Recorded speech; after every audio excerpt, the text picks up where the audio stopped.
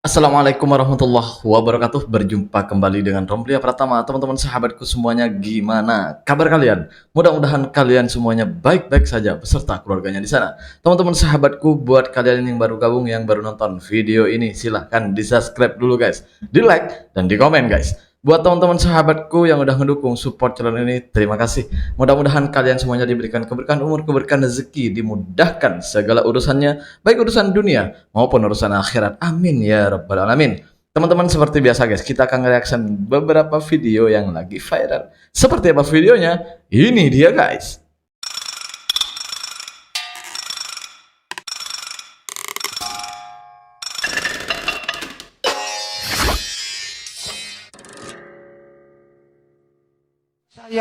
Memang Ini ada apa aja ya gebrakan dari maling-maling di kota Medan ini. Jadi kali ini malingnya itu mencuri stealing penjual burger. Hah? Udah gitu mereka beraksinya pakai becak hantu ya.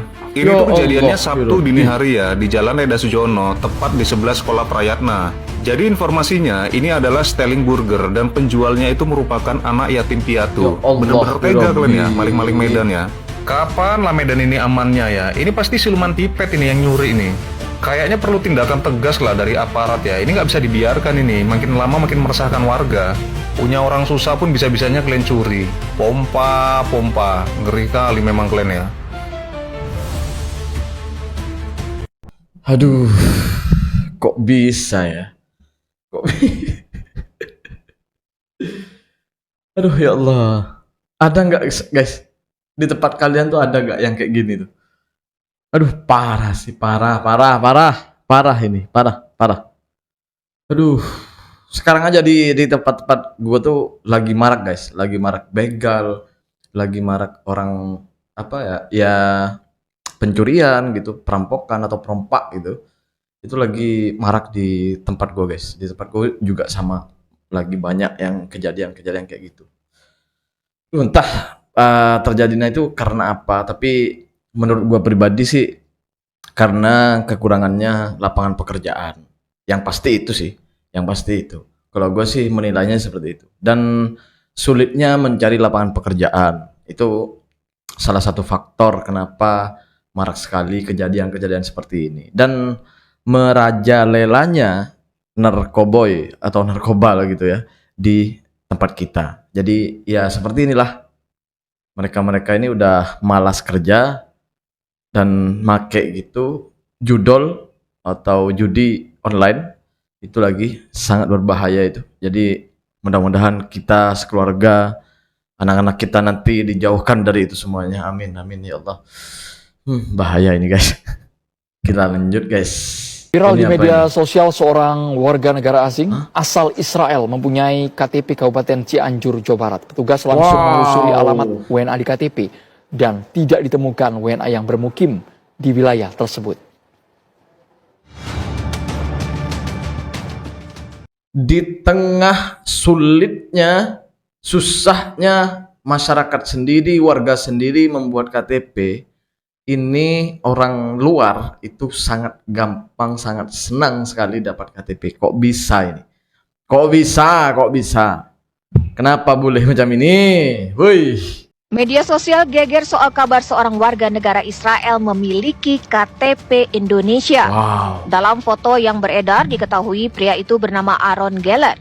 Dari foto KTP yang beredar, Aaron Geller disebut beralamat di Kampung Pasir Hayam, Desa Sirnagali, Kecamatan Cilaku, Kabupaten Cianjur, Jawa Barat.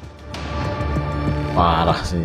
Usai viral, petugas dari Kecamatan Cilaku dan Desa Sirnagali bersama petugas kepolisian langsung melakukan pengecekan ke setiap ketua RT dan RW setempat sesuai domisili yang ada pada KTP WNA Israel tersebut. Berdasarkan hasil penelusuran, menurut Kepala Dusun Pasir Hayam, Dik-Dik Setiawan, tidak pernah ada WNA yang tinggal di wilayahnya selama ini. Udah beberapa hari kemarin, satu hari kemarin sampai malam tadi itu terakhir, door to door ada sekitar 20 orang yang saya tunjukin bersama Pak RT dan rekan-rekannya. Siapa tahu ada yang mengenal wajah ini, ternyata mereka tidak pernah kedatangan wajah tersebut katanya. Apalagi pernah pengantar Pak RT, nggak pernah itu. Kena juga enggak atau tahu juga enggak, baru ngelihat dari kiriman dari itu foto dari Pak Kades yang terduga tersebut. Itu hari itu ada juga kejadian di mana orang Bangladesh, ada beberapa orang Bangladesh itu punya KTP di Indonesia, guys. Di sini di Indonesia lah gitu ya. Terus ada orang Pakistan juga yang tertangkap itu punya KTP Indonesia. Ini yang jadi pertanyaan yang ngebuat KTP-nya itu siapa? Kan itu. Kok bisa? Kok bisa? Ini kan perlu jangan hanya WNA-nya, jangan warga asingnya aja yang ditangkap. Tapi yang membuat itu semuanya harus ditangkap juga. Harus ditangkap.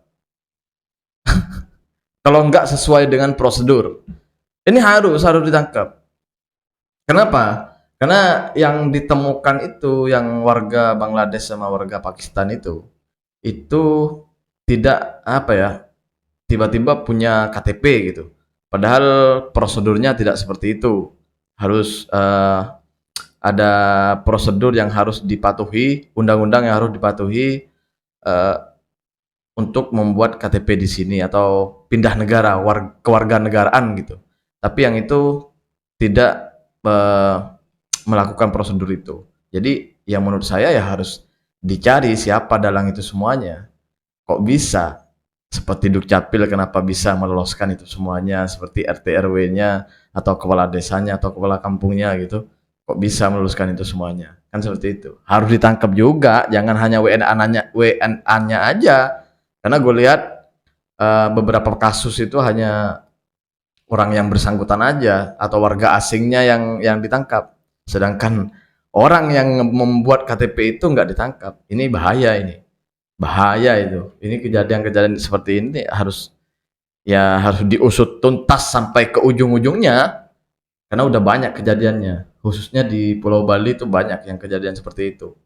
Harus ini polisi dan negara harus jangan membiarkan kejadian seperti ini. Kok enak gitu membuat KTP orang luar, sedangkan di rakyat kita itu sulit banget buat KTP. Ini kan gimana jadinya? Lanjut guys. Kalau Ini bisa apa? yang kecil Oh, itu yang sekolah viral sampai itu hari. tamat kalau bisa.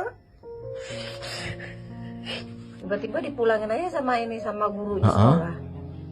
Ngomong katanya Gina di sekolah dibully katanya. Ya Terus Allah. kata kepala sekolahnya daripada milih murid satu, yang lainnya bubar, ya udah Gina dikeluarin. Ya udahlah. Kebiasaan ini udah kebiasaan di tempat kita. Jadi siapa yang paling miskin di sekolah itu udah dibully. Akhirnya apa? Banyak anak-anak warga kita yang kurang mampu itu tidak sekolah. Banyak yang putus sekolah. Itu ya juga dikarenakan ya gara-gara seperti ini. Gara-gara seperti ini. Banyaknya ya gara-gara seperti ini. Banyak juga yang gara-gara seperti ini. Jadi ini perlu yang jadi janggal ke pikiran itu. Sekolah sampai membuang anak ini hanya seharusnya kan sekolah itu mencari solusi, cari jalan gimana caranya agar perlakuan siswa lain itu tidak seperti ini gitu. Ini bukankah ini contoh bahwa sekolah kita itu tidak membuat anak-anak kita itu akhlaknya menjadi baik. Kan seperti itu. Kalau mereka ini punya akhlak, punya sopan santun yang baik, semestinya tidak akan terjadi semuanya ini. Ini perlu dievaluasi nih. Jangan hanya melihat kejadian ini seolah-olah wah ini masalah ini aja, masalah itu. Enggak. Itu artinya kalau sampai terjadi di sekolah dan banyak terjadi di sekolah-sekolah terjadi seperti ini, itu artinya ini ada kesalahan nih dari sekolah kita.